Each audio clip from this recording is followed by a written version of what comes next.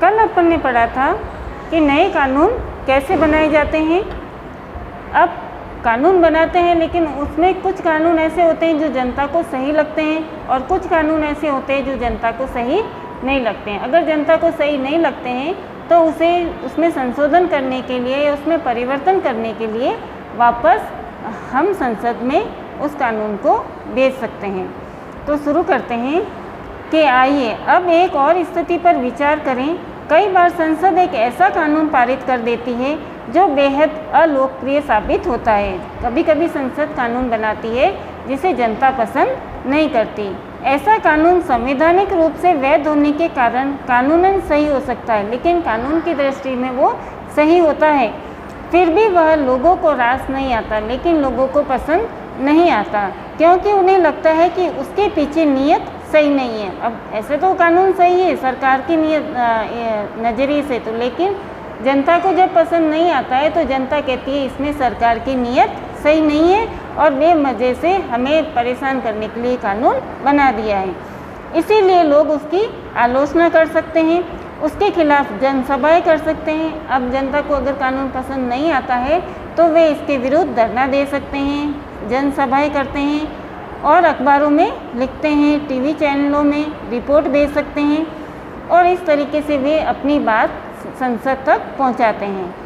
हमारे जैसे लोकतंत्र में आम नागरिक संसद द्वारा बनाए जाने वाले दमनकारी कानूनों के बारे में अपनी असहमति व्यक्त कर सकते हैं और इस तरीके से वे सरकार द्वारा जो कानून बनाए जाते हैं उन कानूनों के खिलाफ अपनी असहमति व्यक्त कर सकते हैं। किसके माध्यम से? समाचार पत्रों के माध्यम से, टीवी चैनल के माध्यम से, जनसभाएं करके।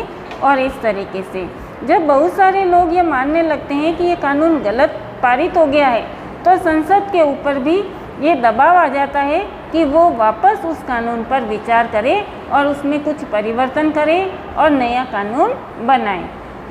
उदाहरण के लिए नगर पालिका की सीमाओं के भीतर जगह के इस्तेमाल से संबंधित विभिन्न नगर पालिका कानून में पटरी पर दुकान लगाने और फेरी लगाने को गैर कानूनी घोषित किया गया है। जैसा आपने देखा होगा सड़कों के किनारे पर लोग अपना सामान लगा देते हैं और बेचना शुरू कर देते हैं, जो एक तरह से गैर कानूनी है, ये कानून के विरुद्ध है।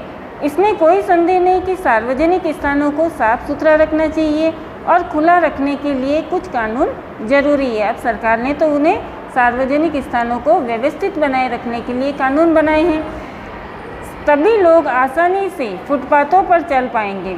लेकिन हम इस बात को भी नज़रअंदाज नहीं कर सकते कि पटरी वाले एवं फेरी वाले किसी भी बड़े शहर में रहने वाले लाखों लोगों को ज़रूरी चीज़ें और सेवाएं बहुत सस्ती कीमत पर और कुशलतापूर्वक पहुंचाते हैं। लेकिन अगर उन फेरी वालों को वहां से हटा दिया जाए तो जो लोग हैं उन्हें ये फेरी वाले क्या चीज़ें भी सारी सस्ती दामों पर बेचते हैं, तो इस तरीके से उनसे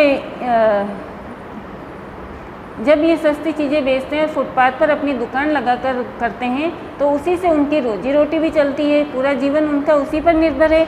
अगर उन्हें वहाँ से हटा दिया जाएगा तो वे भूखे मरेंगे, बेरोजगारी बढ़ जाएगी और उनकी स्थिति खराब हो जाएगी। तो इस तरीके से जनता इन कानूनों का विरोध करती है, तो इसी से उनकी रोजी रोटी भी चलती है।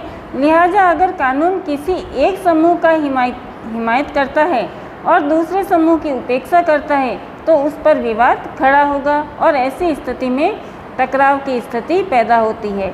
जो लोग सोचते हैं कि संबंधित कानून सही नहीं है कि भाई वो कह देते हमें यहाँ से हटा देंगे तो हम कहाँ जाएंगे, फिर हम भूखे मरेंगे, तो इस तरीके से लोगों में और सरकार के द्वारा जो कानून बनाया है उसमें टकराव उत्पन्न हो जाता है। वे इस मुद्दे पर फैसले के लिए अदालत की शरण में जा सकते हैं। यदि अदालत को ऐसा लगता है कि वह कानून संविधान के विरुद्ध है तो या उससे जनता का शोषण हो रहा है या जनता परेशान हो रही है तो वह उसमें संशोधन कर सकती है, उसमें परिवर्तन कर सकती है या उस कानून को पूरा ही रद्द कर सकती है।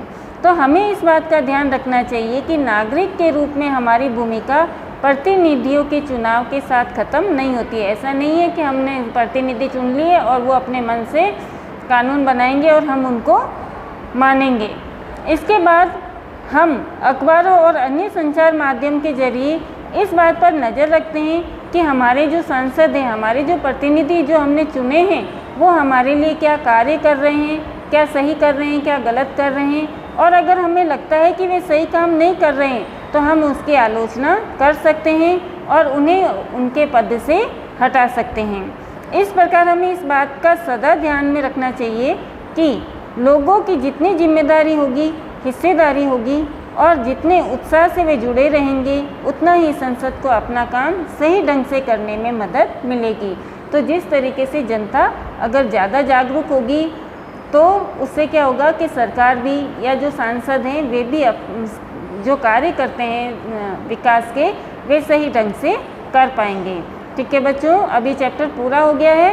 कल हम इसके प्रश्न उत्तर करेंगे। धन्यवाद।